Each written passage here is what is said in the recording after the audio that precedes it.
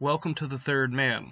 Today's discussion is basically in regards to an issue surrounding David Pallmann. David Pallmann made inflammatory and false statements regarding Dr. Greg Bahnsen, and this created an internet firestorm. I wish to share some of what David Pallmann said. David Pallmann said that one of his hot takes was that Greg Bahnsen wasn't a particularly brilliant or original thinker. Most of his ideas predate him and have been developed far more rigorously by other thinkers. I would go as far as to submit to you that Bahnsen's popularity has nothing to do with his rigor and everything to do with his rhetorical capabilities. I believe that his fans generally mistake his strong and confident words for sound argumentation. While we're on the topic, I don't think that Bahnsen is an isolated case. The Calvinist community in general is easily seduced by strong rhetoric which tells them what they want to hear. Think of James White, Scott Oliphant, Paul Washer, Jeff Durbin, Saitem Bergenkate, etc. All of these gentlemen are, in my opinion, very shallow thinkers, and yet they are lauded by the Calvinist community. I don't say this to be demeaning towards these individuals or to Calvinists. I would simply urge those who listen to these individuals to be careful that they are not mistaking rhetoric for rigor. So that was David Pallmann's hot take. This led to Pallmanata writing a post regarding Bahnsen, which that post states this: Bahnsen's been dead for 27 years, and so obviously he isn't here to defend himself. But even if he were here, he wouldn't bother to reply to David Pallmann's demeaning hot take. I'll lower myself, though. I don't know what Pallmann means by particularly brilliant or original thinker. What is it to be a particularly brilliant thinker? Is Kripke one? How many philosophers are Kripkes? Is it just to have a high IQ? Does Pallmann know Bahnsen's IQ? Is it being able to put forth controversial views and defend them in an academic print for decades against cadres of scholarly opponents, many of whom maintain opposition but recognize you're a formidable opponent? Is it doing the former, but not just in one scholarly area, but many, e.g. philosophy, apologetics, ethics, theology? Bahnsen certainly did that. What is it to be an original thinker? Is it to be a David Lewis? How many philosophers are Lewises? Is it to offer unique and updated defenses of extant positions, especially ones which have fallen out of favor? Bahnsen certainly did that. But why is this even a criterion for avoiding young Pallmann's ire? Not every thinker is a system builder. Some thinkers might be very gifted at spotting flaws. The latter may not be very original, but that talent is nevertheless important. Ask engineering firms. Other thinkers may be particularly skilled in defending what already exists, steelmanning, and the traditional view. It's particularly modern to tie importance or intellect to originality. Sometimes there's no need to reinvent the wheel. So while I'm not sure what Pallmann has in mind with these loogies fired on Bahnsen's grave, it may be worth taking a very abbreviated tour of Bahnsen's intellectual history. Besides being born with numerous health problems, one which would ultimately cause his early demise, Bahnsen would graduate magna cum laude from Westmont College, B.A. in philosophy, as well as receive the John Bunyan Smith Award for his overall grade point average. He did this despite doctors finding a severe heart problem during a college medical examination. After graduating from college, Bahnsen enrolled at Westminster Theological Seminary. There he simultaneously earned 2 master's degrees, the THM and the MDiv, as well as the William Benton Green Prize in Apologetics and a Richard Weaver Fellowship from an Intercollegiate Studies Institute. After graduating from Westminster Theological Seminary, Bahnsen went to USC to study philosophy under Dallas Willard. Willard was Bahnsen's doctoral advisor, and Bahnsen earned his Ph.D. in 1978 after defending his dissertation, A Conditional Resolution of the Apparent Paradox of Self-Deception. As the philosopher Erich Funkhauser notes in his recent book on self-deception, this is a very interesting area of research which hasn't received nearly as much attention as other areas in philosophy. Philosophical analysis of self-deception involves epistemology, philosophy of mind, ethics, etc. Bahnsen taught at the graduate level for a few years, wrote around 8 books in 3 distinct areas of study, contributed to 4 books, and published a number of articles. He was invited to guest lectures at several graduate programs and invited by student bodies, radio show hosts, and other groups who sought him out to debate about atheism, theonomy, postmillennialism, Catholicism, homosexuality, gun control, etc. Later, Bahnsen started a study center and also intimately pastored a church. All of this was done in about 25 years, during which he lived with a heart problem, which frequently left him tired for long periods of time. He had 3 major heart surgeries over his career, dying at age 47 after his 3rd aortic valve implant surgery. The Sunday before his death, he preached on Philippians 1:21, titled, "For to me to live is Christ, and to die is gain." Clearly, Bahnsen's academic interests were wide-ranging, from philosophy to theology to biblical ethics to eschatology to apologetics to hot potato issues in American politics. Bahnsen weighed in with interesting thoughts. Not only that, he was the rare theologian trained in philosophy, so his theological writings were a rare treat, as they contained arguments that were presented much more clearly than one finds in a lot of works of theology. In the 2000s, I listened to a political debate he had in the 80s and early 90s. He was citing John Lott and others in his debate defending the Second Amendment. He was debating progressive homosexual Christians and making arguments contemporary scholars like Gagnon make today. He also held controversial and unpopular views in theology, namely his theonomic approach to ethics and his postmillennial eschatology. He gave some of the best and most thorough defenses of those views up to date. But he wasn't only idiosyncratic in theological areas. I recall reading his paper on the nature of man and coming across an odd view, which I later discovered was something like Russellian substantive monism. That's where I first learned about non-dualist and non-materialist views of human persons or nature. Yet, in virtually all of these areas, I part ways with Bahnsen. I'm not a theonomic, I'm not postmillennial, I'm not a substantival monist, and at best, I'm weakly Framian in my presuppositionalism. I still agree with his Reformed theology and many of his political views, but these academic views were never my primary interest in Bahnsen. What I most appreciated about him was his pastoral heart. In the days when celebrity preachers and megachurches were coming onto the scene, Bahnsen, who was more qualified to teach the flock than virtually any of these super pastors, pastored a very small OPC congregation, and he took his job of shepherding the flock seriously. His sermons were recorded, and you can listen to many of them online at Sermon Audio, which contains about 1,700 sermons and lectures. I have especially liked and profited from many of his sermons exegeting entire books of the Bible and doing practical theology, like his Sermons for the Heart, a series he preached after his wife's affair. Another good series was his A Call to Consecration, and of course his eerie final sermon. He has series on the book of Hebrews, the book of Proverbs, Calvin's Institutes, and many, many more. Whatever you think about Bahnsen and his views, to boil this man down to a dull, unoriginal thinker, skilled only the art of sophistic rhetoric, is to do a disservice to him, and that's putting it extremely mildly. Furthermore,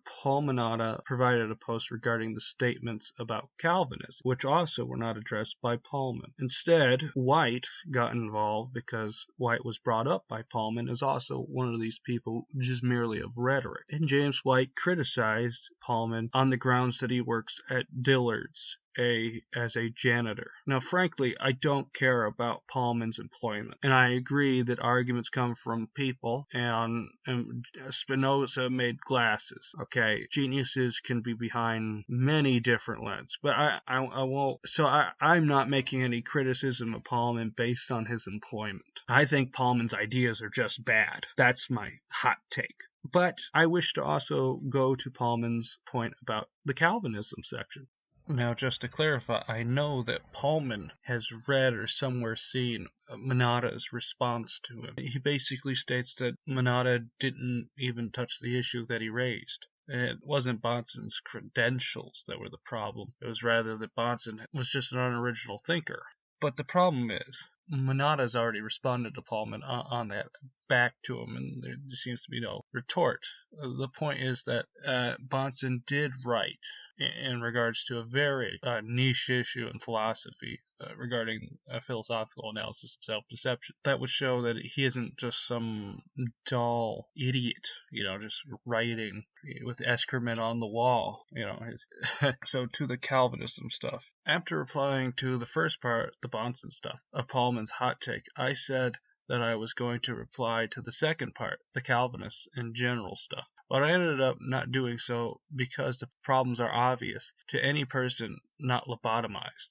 Anyway, the fam went to bed early and I'm up and I'm bored, so I'll reply to the second part of the freshman apologist hot takes. For context, see the attached picture below before reading. So Pallmann transitions from his comments about Bahnsen to the Calvinist community in general. Said community in general is easily seduced by strong rhetoric, which tells them what they want to hear. Using a rough number, there's 800 million to 1 billion Protestants. One Barna poll says that roughly 3 out of 10 churches are Calvinist. Using ugly math, let's say that's 240 million Calvinists, but then he basically keeps cutting that down by 50% all the way to just only merely 3 million. And then Manada states, okay, how many Calvinists Pallmann really know? All right, so probably less than a percent.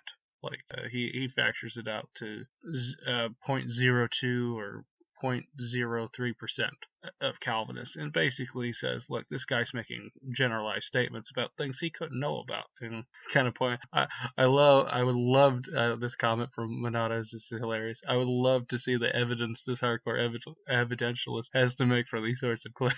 So let's all be honest here. Pallmann is bullshitting in the Frankfurt sense. He doesn't know and doesn't care if he's right or wrong about his claims about Calvinists in general. And he goes to break down that the list is wrong, and basically is kind of confused why Oliphant is on that list, because Oliphant is actually written in the literature. He is a recognized scholar. Even people, academic communities, at least respect him. So even though they disagree with him, they definitely respect him. So Pallmann is just out of his depth here. He's just anti-Calvinist rhetoric, while hanging around, let's just say, it's no surprise that Warren McGrew came to Pallmann's defense. I'll just say that. And that he hung around Leighton Flowers all night. Okay? So, people who live in smaller little glass houses shouldn't throw gigantic boulders, has been kind of the lesson of this story so far. What does this have to do with me, and why am I commenting on it? Why am I bringing this to your attention? We usually deal with other things. We don't deal with these whiny, little, childish internet games. Well, Warren McGrew aside, we usually don't. The reason I'm bringing this up is because I, not by name, but via my work, and when I say my work, just basic articles and podcasts I've done, were called out by a friend of Pallmann. His name is Robert Rowe. Robert Rowe chose to comment on this matter regarding Pallmann and James White and brought me into it for no apparent reason. And this I find very troubling. So I wish to play for you what was said by good old Pallmann and Robert Rowe. So White, I'm going to say doctor there for the sake of charity. And I mean that, and I actually mean that. I'm not just saying that in a sassy way. Please prayerfully consider repenting of this narcissistic attitude that you have. When you approach these topics, if there's a certain disagreement. I saw this with, say, Norman Geisler. I saw this with Heiser. I saw this with William and Craig. Yeah, by the way, I don't care about any of this. This has nothing to do with me. I don't think James White was too sassy against Norman Geisler. I think that's pretty unfair. I think everybody, even Pallmann's, recognized that Geisler's book was trash. And James was willing to debate Geisler. I think Geisler refused, or something dumb happened in the past. So I don't think that's fair. With William Lane Craig, I don't remember him being a douche. I thought they went pretty nice together. I thought it was a conversation. Wasn't a fan of it. Just thought it was a mismatch. It was just James White really. I preferred someone like Bing Yang, some actual Calvinist in the philosophical realm, to present these arguments. But they, obviously White did it, and that's just life. So no complaints. I just think this is kind of just setting up some kind of weird whining coping mechanism on this part, just not accurate to facts. Now, there's other people I personally don't really interact with, like Leighton Flowers and all those. I can't really, you know, comment on those issues because I don't really Yeah, scholars in every way, no doubt. The greatest, probably the best, the bestest. know those people. But the other people I did mention, I do know. Um, I have disagreements with them. I have disagreements with Norman Geisler. Some disagreements with Heiser, You know what pants to wear. you know. But when we disagree, we disagree.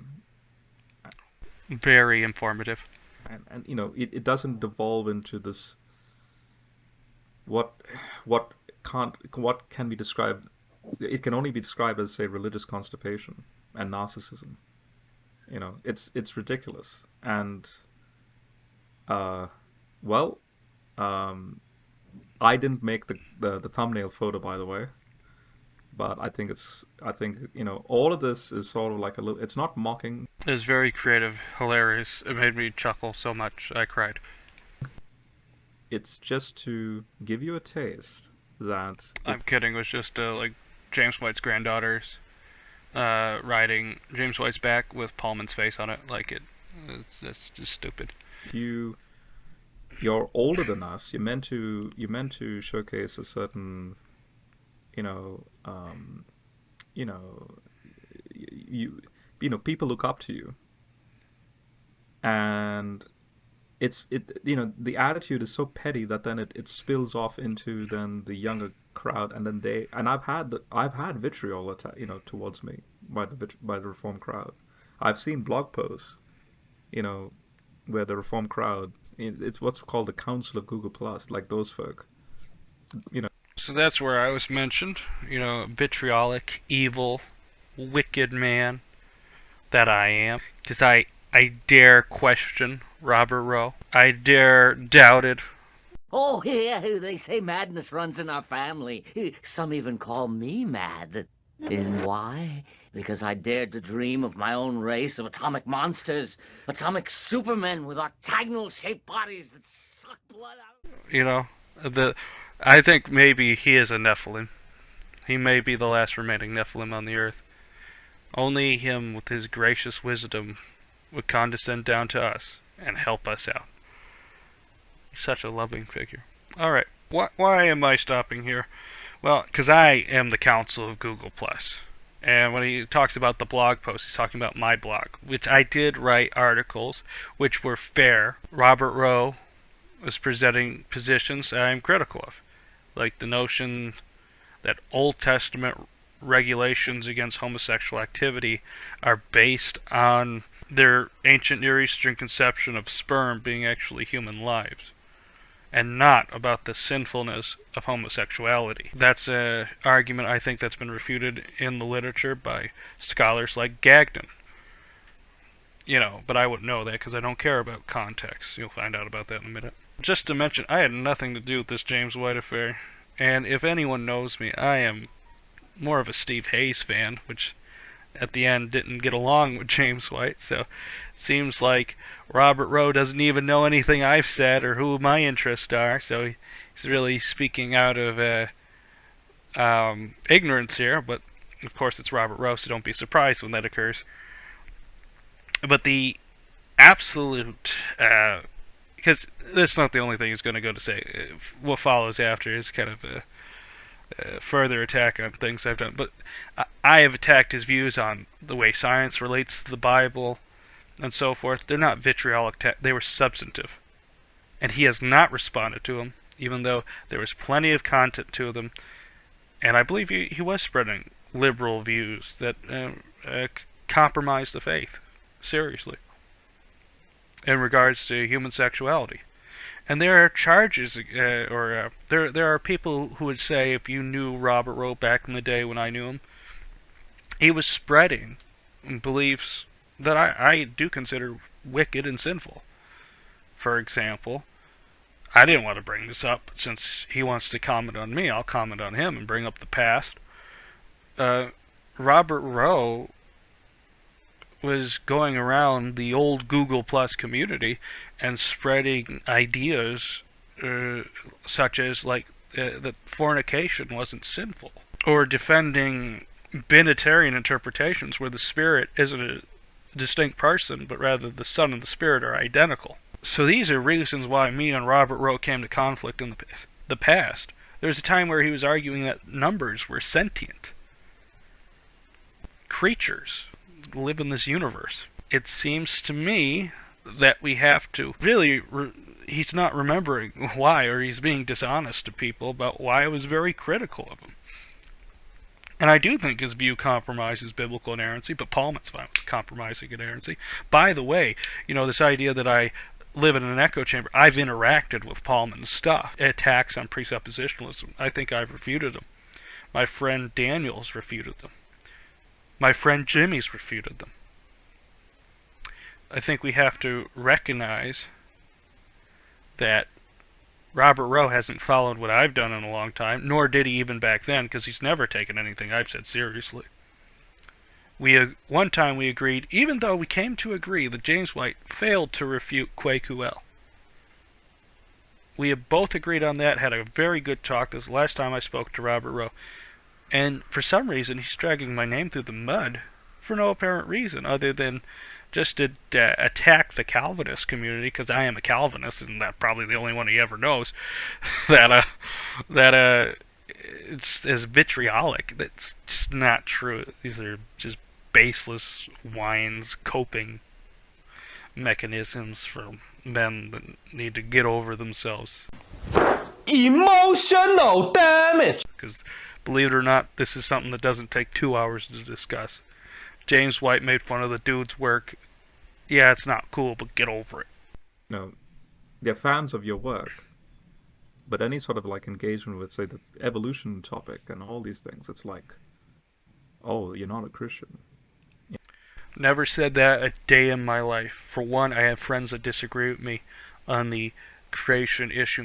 One of my best friends, Jimmy, doesn't agree with my view of young Earth creationism.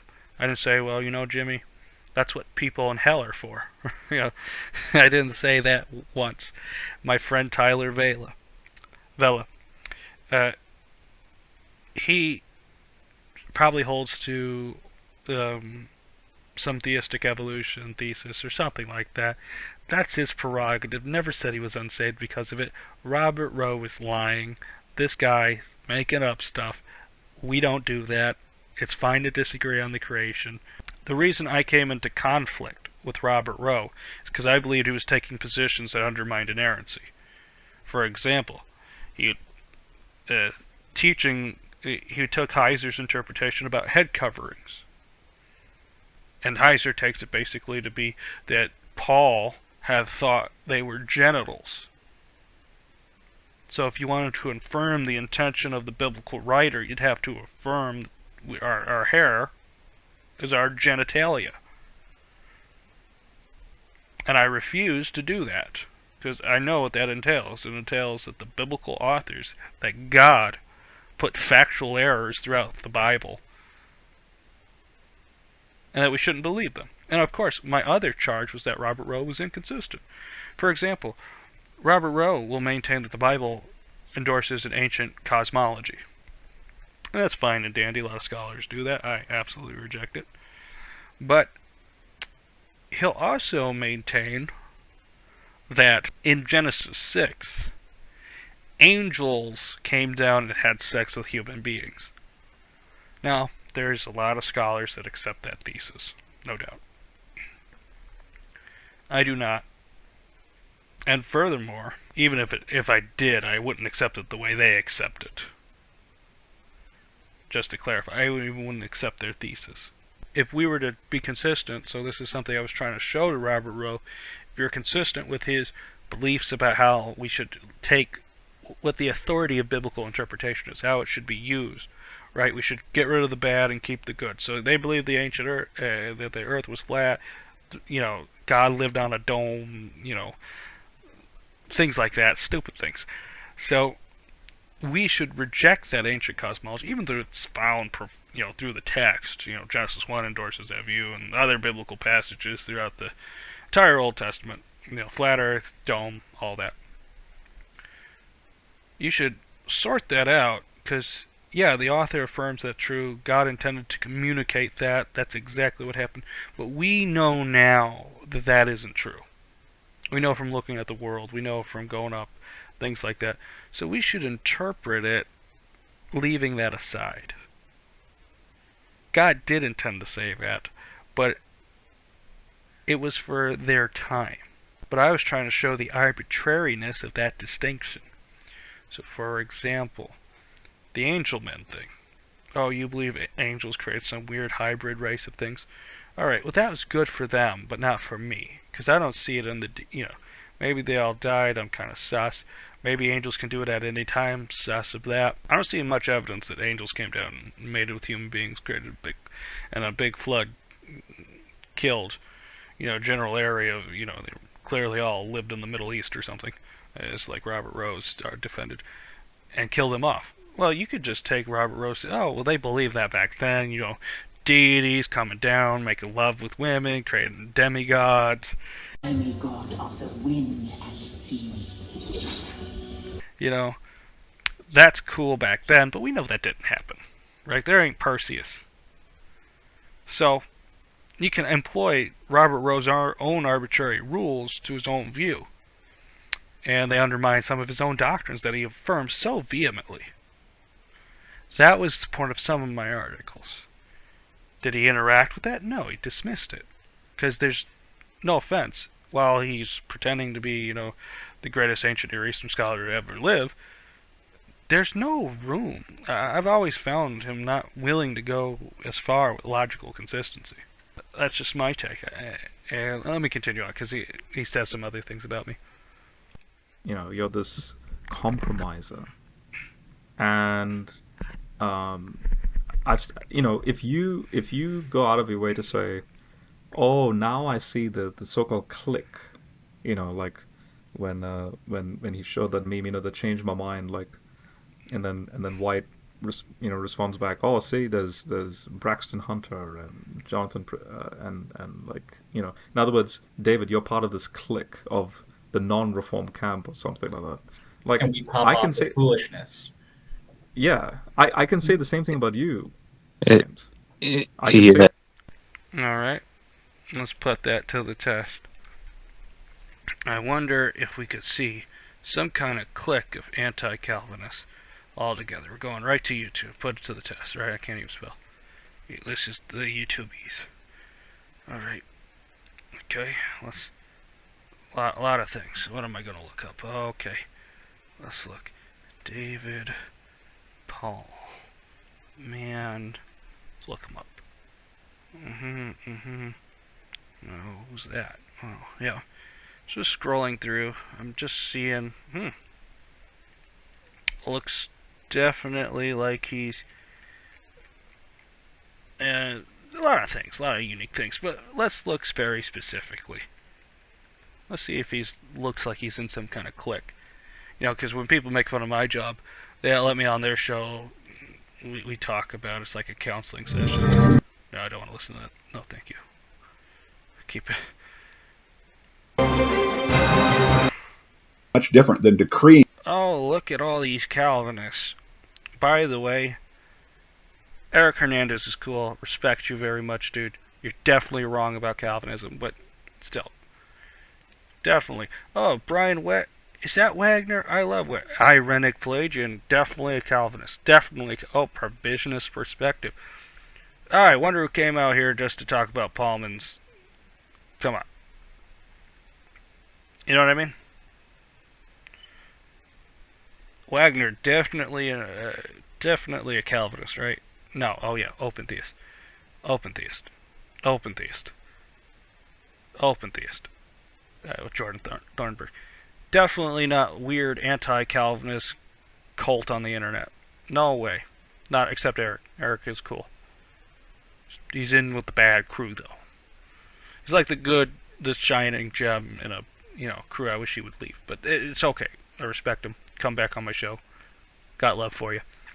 But definitely not anti-Calvinist. Michael Faber. Yeah, never heard that name before. Definitely is Calvinist. No, he's an open theist. We all know these people. Okay, yeah, he's part of a Arminian, Pelagian, provisionist clique. There's no doubt about it. I don't know why we have to play like that's a game. And then saying that Dr. White isn't a clique because people are a fan of his, that's stupid. No. The point of a clique is it's more than people like you. It's more like you're in a gang of a group of individuals surrounding some idea. By the way, just because I've written articles against Robert Rowe and I had affinities for Dr. White, that must mean we're in a clique. Dr. White has probably said all of 5 words in response to me. He never interacts with me. And that's fine, that's his prerogative. So the idea that we're in some kind of clique, ain't likely. How much does Pallmann talk to Leighton Flowers? How long did he talk to everyone in that hangout? How long is he wasting in this call? I think we see who's really in a clique. I can say the same thing about you, the group that that are fans of your work, and then it's just amazing to see that when I do interact with your clique, with your group, all they talk about, it's so boring, is Calvin's Institutes, some weird textual critical issue. You will never find me sitting here just reading Calvin's Institutes to you. If I start doing that, that means I've lost any content. Please unsubscribe. Have a good life. It's not that Calvin's Institutes is bad, it's just you can read it for yourself. You're an adult. Textual critical issues. Very rarely will I bring those up, only if they're relevant to an interpretation. So, clearly it is not applicable to me. Clearly this is other Dr. White people, but he's generally he mentioned me earlier specifically, so I will speak to things that are relevant to me. And the pre-sup method, and I talk about that a lot. That is true. That is true, because I'm dedicated to that idea being true, because I think it's the best God-honoring apologetic out there. I think Pallmann's view and your view are compromises. They're garbage. I don't accept them, and I'm willing to discuss and debate them respectfully, but I do think ultimately they're false. They're wrong. Maybe a topic on predestination, and that's it. I do talk about predestination. I do talk about Calvinism. Is that the only thing I talk? No, I talk about Mormon theology. I've talked about various different philosophical issues, doctrine of God. I've plenty of issues. Just look through my blogs, look through my videos. You can tell that I'm not a, one-string banjo. Of course, I love how, are we all blind here, but is Pallmann really that versatile? Like, have we ever seen Pallmann actually talk about anything other than his classical foundationalism and Arminian theology? Like, does anybody know him for anything else? Leighton Flowers? You know him for being versatile? I don't know him for being versatile. Somebody needs some glasses, because they're not really seeing the irony on the wall here. There's never, ever a discussion on, hey, I wonder what the cultural context of, say, Philemon is involving. I wonder what, when you go to the... There are numerous pastors that follow James White. You think they've never been to Philemon. And even if I haven't mentioned the context of Philemon, does that prove I don't care about it? Or that it's not relevant to some of the things I've written on? How is it relevant to the Book of Mormon? How is it relevant to Jehovah's Witnesses? Certainly they affirm, sort of. But generally, I try to make articles to be helpful, and I think there are plenty of good commentaries that I would refer people to. But I'm not avoiding those things. You want me to do an article on those things? I'm not afraid. It's just kind of like, well, you don't care about the historical context of the Bible. And I just say up yours, because that's not true. The book of, that small short book of Nahum or Nahum in the Old Testament. I wonder what Psalm 110 is all about. Like, who's the Melchizedek figure? Is it Melchizedek? Is it King of Zedek? Or is it King of Righteousness? Like, and then there's this, all these scholars that are doing their work in their own right, and then sharing the data points. In other words, they're doing actual work versus people in an echo chamber that seem to be like that's what just makes them tick, is this repetitive rinse and repeat sort of engagement with the same reform. It's, in other words, it's like a stagnant, 16th century, 15th century form of theology, and that's all you care about. I think there's no better word to describe this channel than stagnant. Terms of me having like a bunch of niche issues, yeah, I talk about things I have a lot of information about. Oh, well, you don't compare to the scholars. Yeah, I never claimed I did. We're talking about me. I'm not pretending to be on the level of the people I cite. No, I recognize I'm not a scholar. I also recognize you're not a scholar. I recognize Pallmann's not a scholar.